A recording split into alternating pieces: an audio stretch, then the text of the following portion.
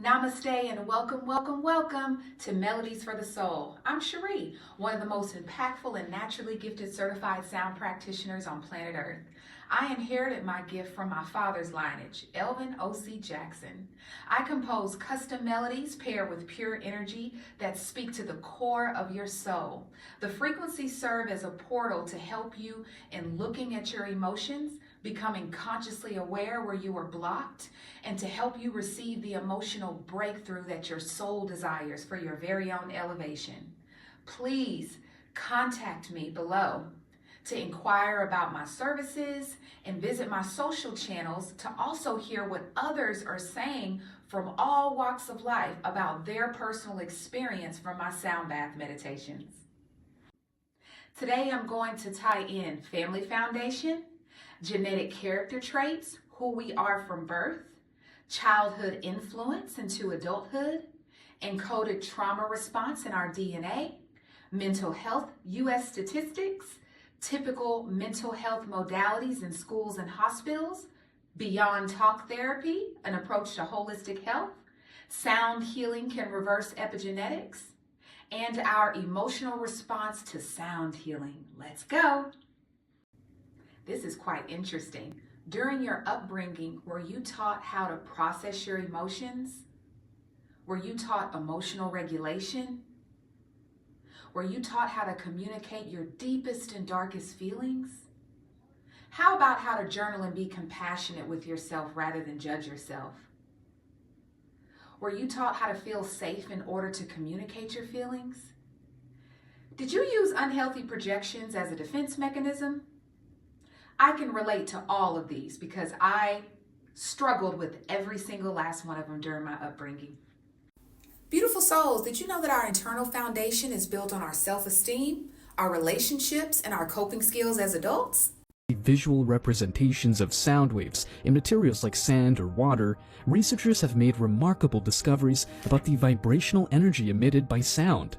This exploration into the realm of cymatics raises intriguing questions about the potential impact of music, which consists of complex sound waves, on the human body, including our DNA.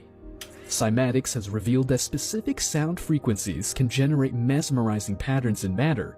As sound waves travel through a medium, they cause the particles within that medium to vibrate. These vibrations, when organized and coordinated, manifest as intricate geometric shapes that can be observed and studied.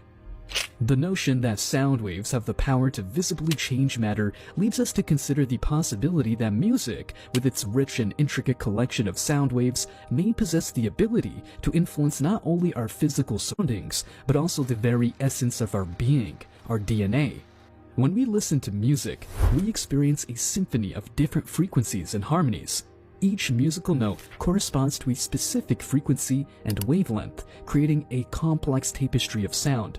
These musical vibrations, just like any other sound waves, have the potential to interact with our bodies at a fundamental level. Within our bodies, DNA serves as the blueprint for life, containing the genetic instructions that shape who we are. It is composed of nucleotide bases, and each base has its own vibrational properties. Given that sound waves can affect the vibrational patterns in matter, it is not far-fetched to hypothesize that music, as a collection of intricate sound waves, might influence the vibrational state of our DNA. The potential influence of music on DNA brings to mind the concept of resonance. Resonance occurs when two objects share similar frequencies, causing one object to vibrate in response to the vibrations of the other. It is possible that the resonant frequencies present in music could interact with the vibrational frequencies of our DNA, creating a harmonious resonance within our cells. It's crucial to recognize that DNA is not simply an inert molecule. Rather, it possesses inherent vibrational frequencies that contribute to its functioning. These frequencies play a crucial role in the stability and integrity of our genetic material. Disruptions or disturbances to these frequencies can lead to genetic mutations or alterations, which can have significant consequences for our health and well-being. Given the vibrational nature of DNA, it is plausible to suggest that music, as a powerful source of vibrations, has the potential to interact with our genetic material at a fundamental level.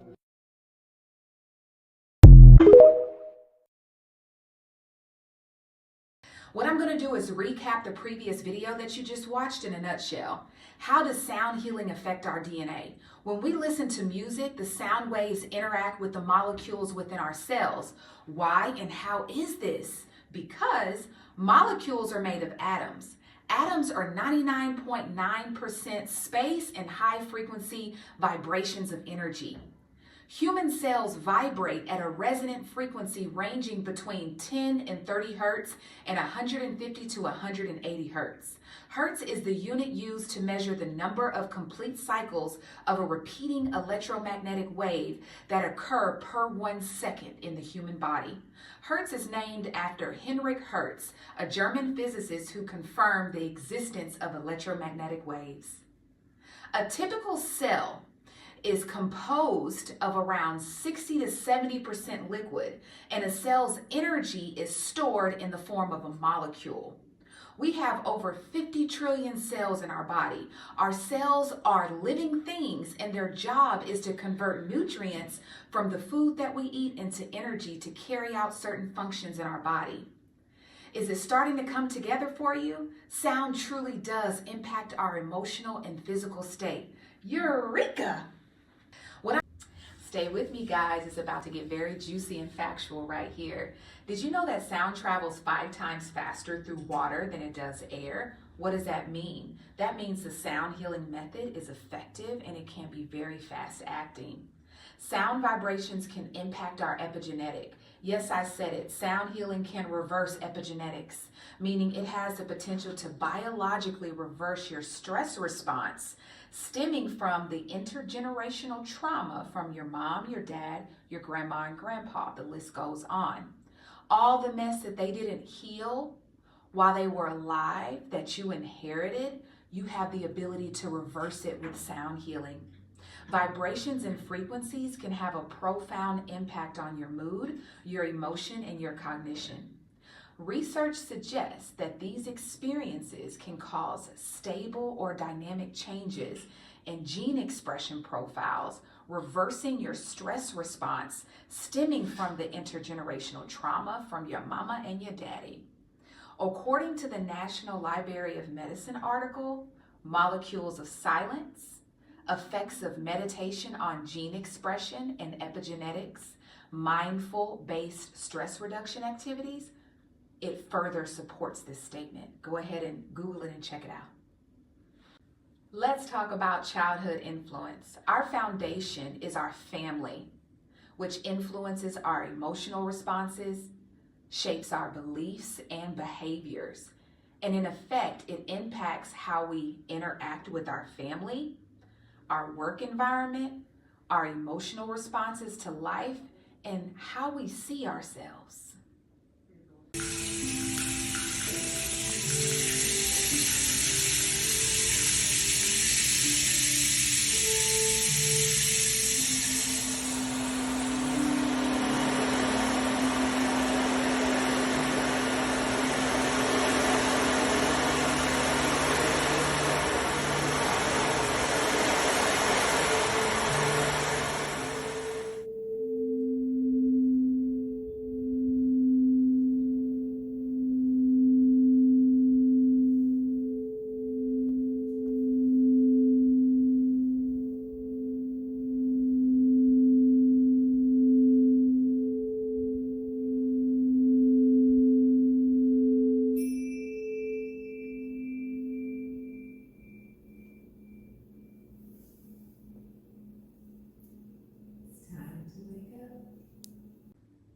Do we carry out trauma from past generations?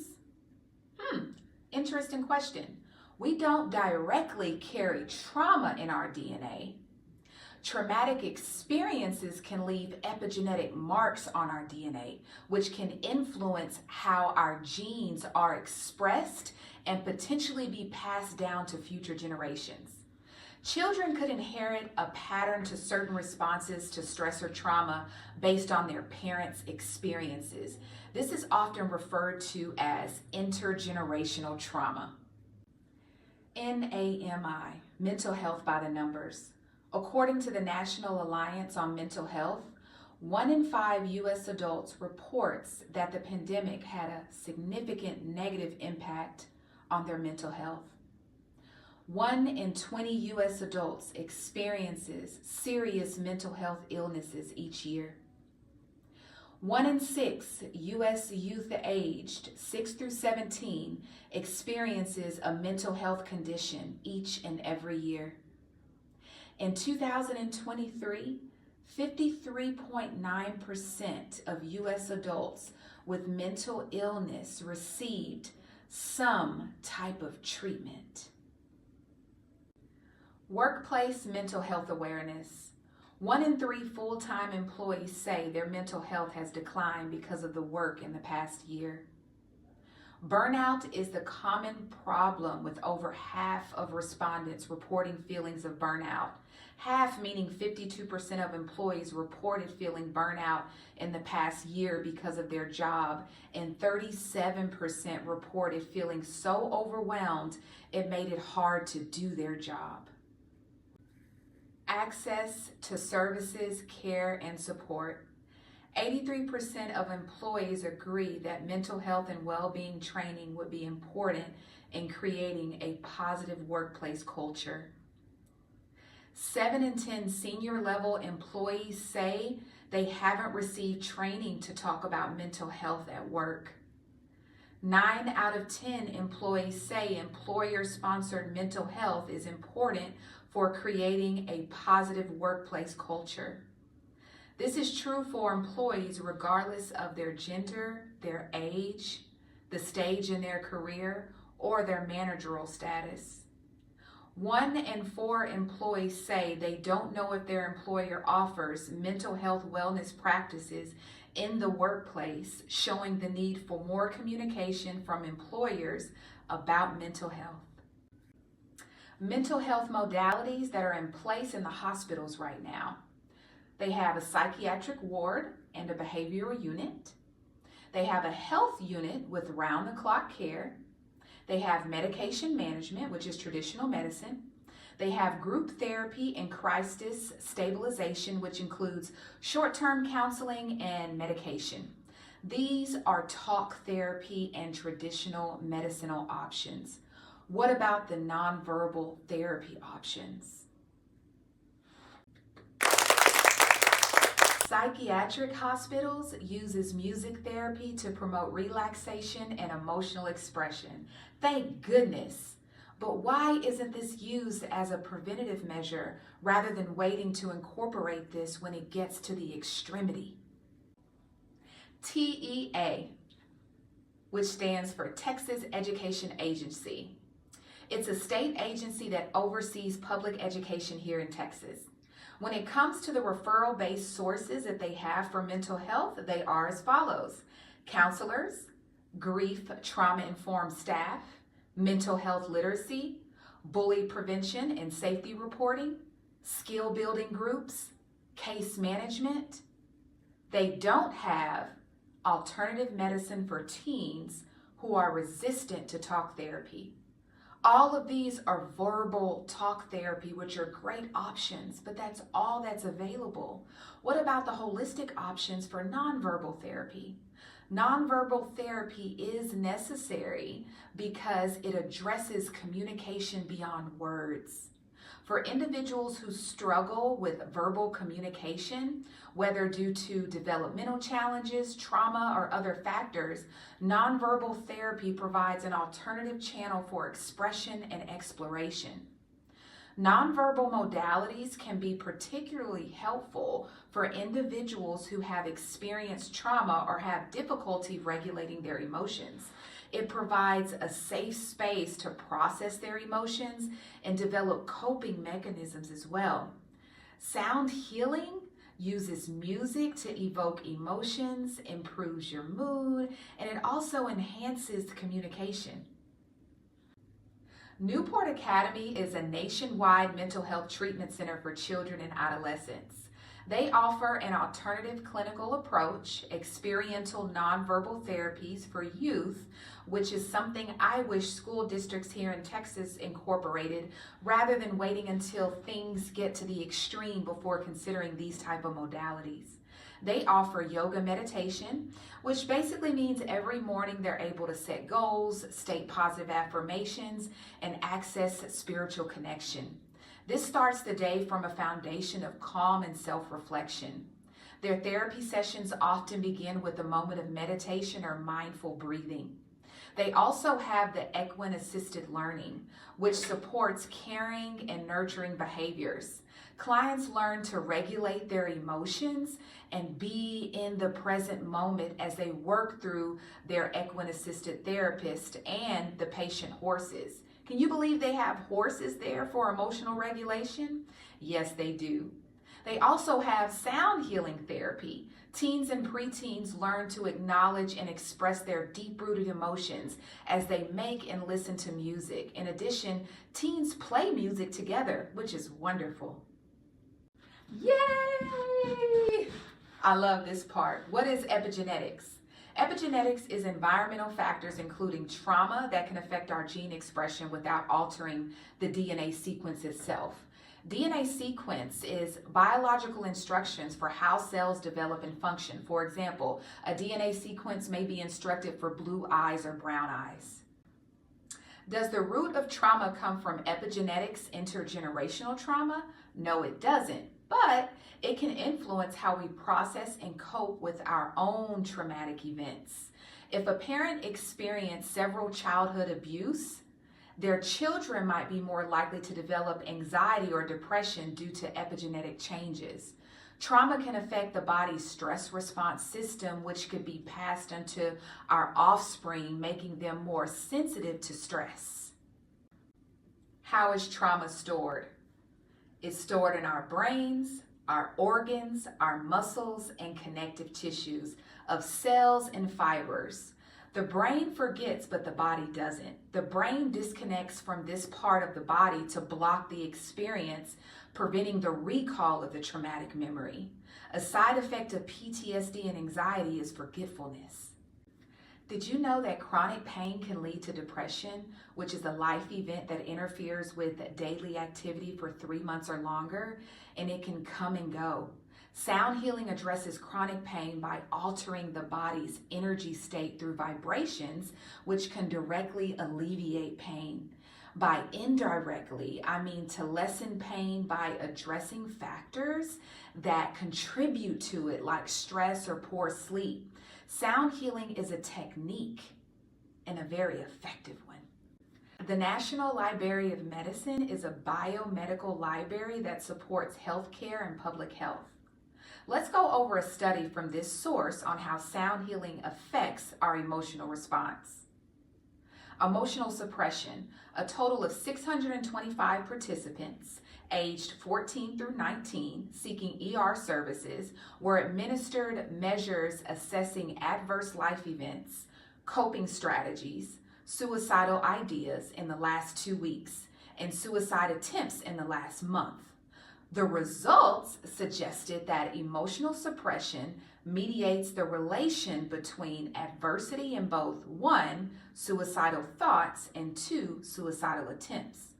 Basically, holding in negative feelings due to adversity can contribute to suicidal ideation and behaviors.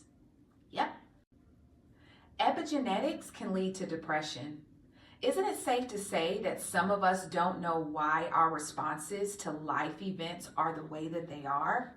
That is confusing, leading to mental health fog, which can leave one feeling helpless because they don't know where to start. And if they have an epigenetic history of being nonverbal when it comes to expressing emotions, going to a therapist isn't ideal. So they remain in a state of confusion and potentially not receiving the adequate help that they need. Beautiful souls, this is very common among teens. Unfortunately, the topic of drugs. Drugs excite the parts of the brain that make you feel good. Why are they feeling bad in the first place? And how is that being addressed with teens that are nonverbal when it comes to their feelings and emotions? Question mark.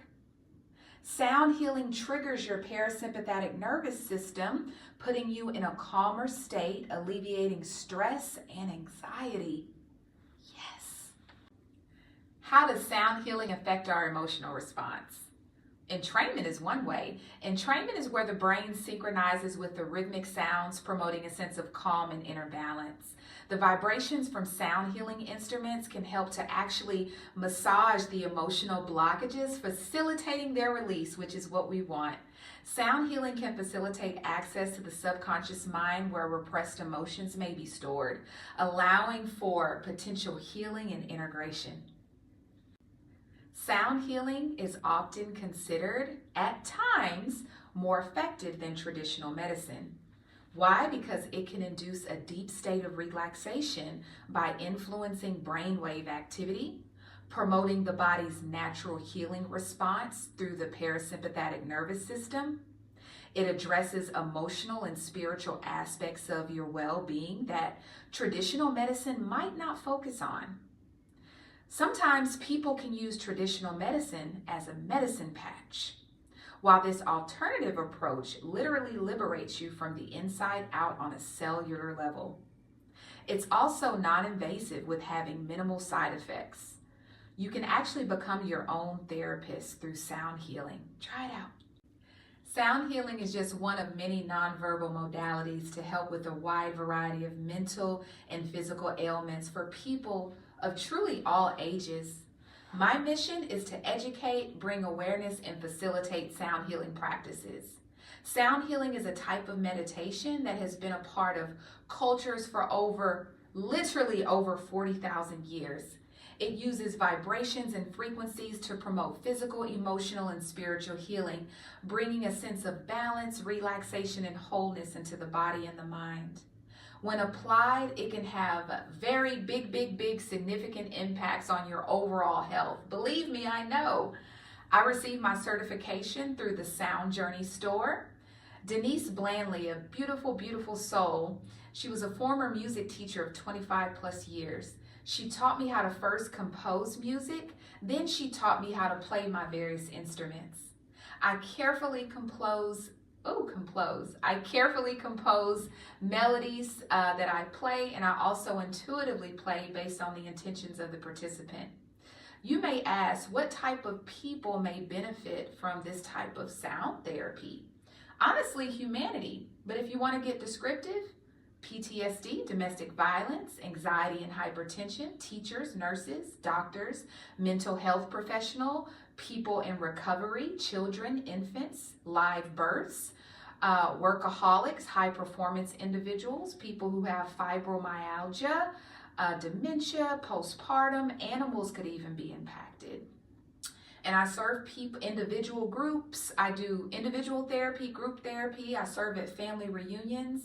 Share this video with your HR department, a friend or family, or anyone you feel could benefit from this type of practice. I'm more than willing to do a demonstration for you or your establishment. I reside in Dallas, Texas, and I'm willing to travel as well. I invite you to take a look at my testimonies on my YouTube channel, and thank you for listening. Namaste.